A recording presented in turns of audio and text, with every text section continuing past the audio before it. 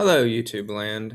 I was reading this article on NPR and I was kind of really thinking about this whole idea of home ownership, which I've talked about in my videos before. So it talks about the renter to owner wealth gap is wider than ever and many are priced out of buying. So again, this is like one of those things that is huge, huge, huge right now, which I mentioned.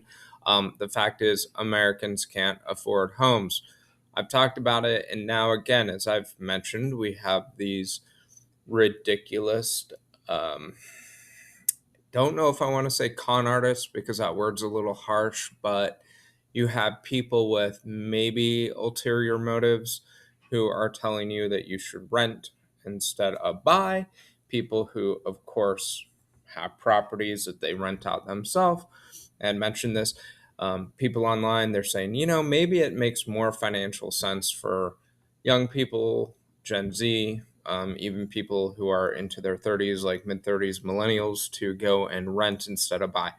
And again, that could make sense simply from the standpoint of like if you knew you were always going to be financially secure in a job, and I talked about that before, but life happens, so we have to have equity, we have to have property. It's a non-negotiable because if you are continually promising your income to somebody else, and then guess what, a landlord, they'll raise rent, whereas your mortgage, unless you're kind of pretty much in some kind of tax abatement thing, your mortgage is going to stay the same. But anyway, that's again topic of a different time, as I've already addressed. Renting versus ownership. Always own, always buy your own house, never rent. Maybe never say never. Okay, maybe like a short time you can rent, but never rent long term. But beside that, okay, so this article from NPR, really kind of interesting, was skimming through this, looking at it today. The renter owner to wealth gap is wider than ever, and many are priced out of buying. Well, again, that's true because if you have wealth, you can look at people who do, and you'll find out more than likely most of them who do have wealth own their own home. They are not renters. Again, there's outliers, there's exception, there's anecdotal evidence. I'm sure you can tell me someone who's 70 years old who never bought a house and who rented their entire life and now they're a multi-millionaire. Okay, cool.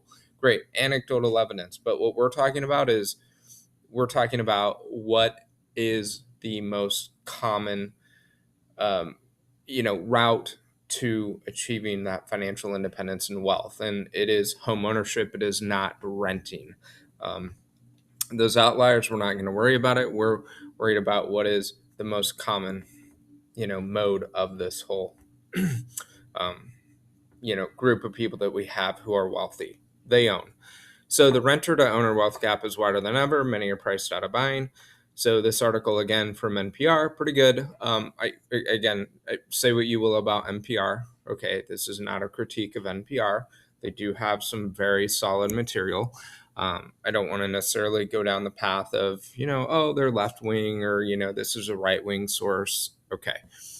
But it does have, I love how these stories, they have their little anecdotes, their little personal stories. So I'm going to go ahead and read this too.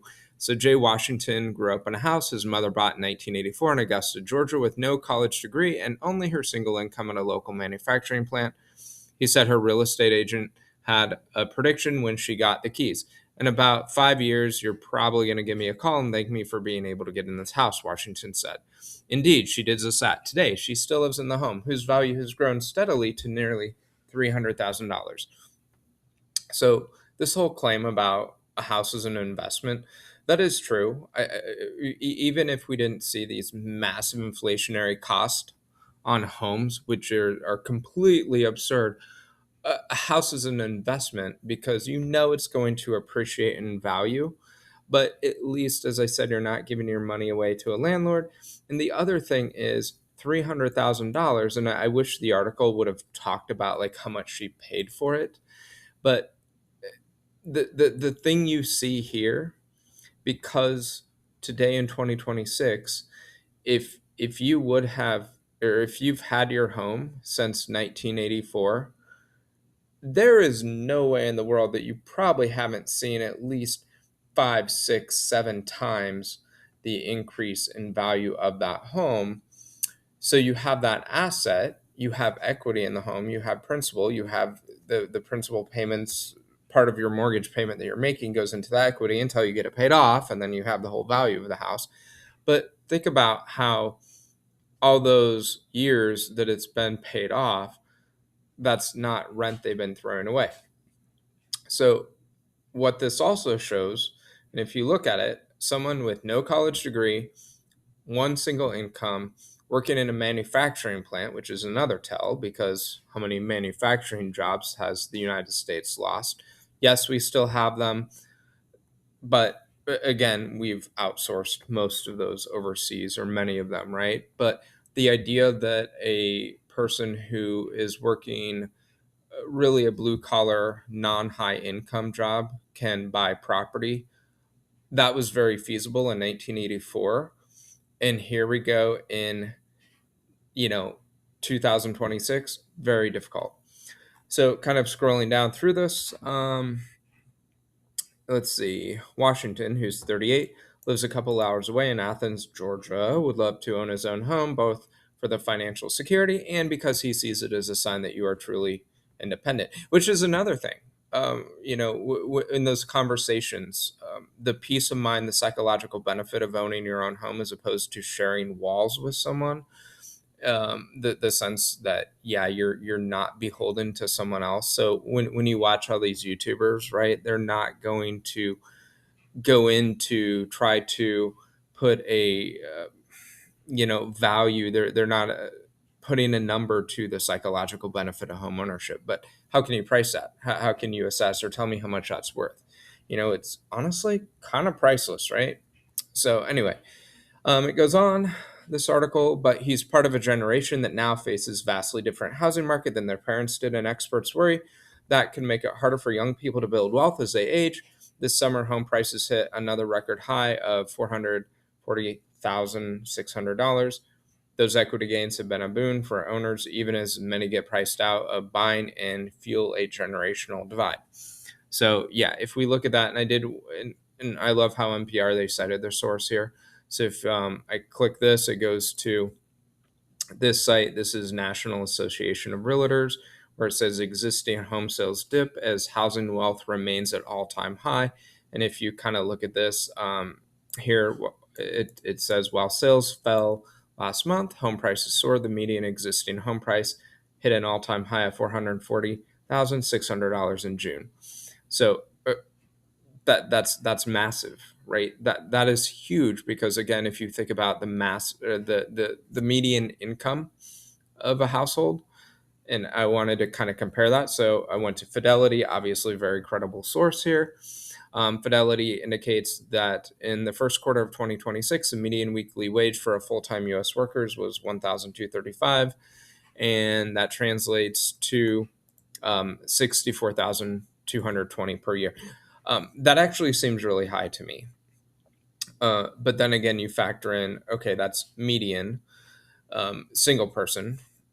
Okay, that's pretty high, but you have states such as California, New York, uh, even maybe like Texas, maybe Washington, Oregon, where some of those higher cost of living states, yeah, their incomes might be a little higher to somewhat compensate for that. But the thing here is, of course, we live in a side hustle economy. We have many people who are working their main job. Maybe they have a side hustle doing DoorDash, Uber, Lyft, or whatever, and then maybe they have a part-time job at Walmart or Target or wherever, right? So it is very much possible because that $64,000 a year, I'm sure that is not from a single job. When you look at the median income there, it's factoring in so many people, especially Gen Z, millennials who do work multiple jobs. It's very common. They're working far more than 40 hours per week. And of course, the thing is, if you work at multiple jobs, you're not getting overtime for those additional jobs that you are working. So you might work 70 hours a week, and it's not like you're getting 40 regular pay and 30 overtime pay. You're basically not getting any overtime pay because those are spread out through different employers or even your side hustle. But anyway, if you look at this consumer price index, popular measure of inflation, it says it grew by just 2.7 between the first quarter of 2025 and the first quarter of 2026. Now, is that the actual inflation, or is that the rate of increase? Obviously, um, there's a difference between those two, and it doesn't necessarily say. But I was kind of curious about one thing, because when talking about inflation, and I just went and Googled this, but when talking about inflation, you have to look at it in proportion to what your wages are to what you're trying to buy. Okay, so if inflation is 3% per year, but everyone gets a 3% pay raise, and okay, so what, right? They kind of cancel each other out, and it's just because we're printing money or quantitative easing and everything. And by the way, printing of money and inflation, it's a great way to devalue the currency. So each dollar that we're in debt actually has a lesser purchasing power, or lesser meaning. So that's one way that we have actually. It seems very nefarious, but inflation is essentially a way to tax you without actually taxing you. But that's beside the point. But if you look at this, I was kind of curious, so I Googled this question and pulled up Google AI, or the AI overview of whatever Google does these days. But it says, but I wrote, what is the income to house price ratio from 1975 compared to 2026? So the AI overview, and they cited some sources here, but they said the U.S. home price to income ratio was roughly 3.89 times in 1975 and has risen to about 7 times in 2026. So this means a typical house costs nearly twice as many years of household income today compared to the mid 1970s. So if anyone's out there watching this video, um, and there's actually a terminology to describe this phenomenon or math, then please let me know or comment. But yeah, essentially what it's saying is, for the typical income that a person made in 1975, and I'm just going with that because that's a Gen X year, that was kind of in the middle of the Gen Xers. Okay. um, it would take you 4 years of income to afford a house. And again, that doesn't mean you would pay off your house in 4 years. That means, like, let's just say if you were making $20,000 in 1975, then the average median cost of a house would typically be like 4 times your income. Okay, so $20,000 a year, you would expect the average typical home price to be 80,000. Okay, we fast forward to 2026 today, they say 83,000 is the median household income, which again, the numbers are different. So you're like, well, didn't it say 64? Well, yeah, it did, but it was saying single um, or earner as opposed to household. Household, you count, the people in the home. So if there's more than one income earner, but anyway, so if you look at this, it says 83,000. Okay. So, but now the average home price is, of course, 7 times that amount. So you're pushing 400, almost half $1 million. So 400,000, 500,000, $500,000, right? So 7.2. So a typical home value has surged past 7 times the annual median income, which means you could look at the home you would buy in 1975 and expect it to cost 4 times your income, which again, the golden rule would be like 2.5 times your income, 3 times your income, and what you can afford. So what this essentially is saying is that even an income which of 83,000, which is great, you would still struggle to find a home, because you cannot really afford a home that costs 7 times what your annual salary is. The math doesn't make up unless you want to be house poor, but even then, it's a gamble. So kind of going back to the NPR article here from Jennifer Ludden. They had I saw this earlier and I'm trying to find it. Okay, yep. So this is a great chart. So this actually shows the wealth gap between homeowners and renters is higher than ever. So if you talk about total wealth gap, um, it shows in 2004 it was $244,900, whereas in 2022 they've shown that actually grew to 386,000. So meaning throughout the time in your life, and I don't know what age they're looking at here because I don't know if it actually says in the article, but what it is showing is that homeowners have a median wealth increase of $386,000 more than people who are non-home homeowners. So what does this mean then? What does this mean if for financial independence, especially when maybe even I'm gone from this world and we have Gen Z and the generation who is next on deck behind Gen Z. I don't know what they're called yet. I don't know if there is a name for them. Gen Alpha, maybe.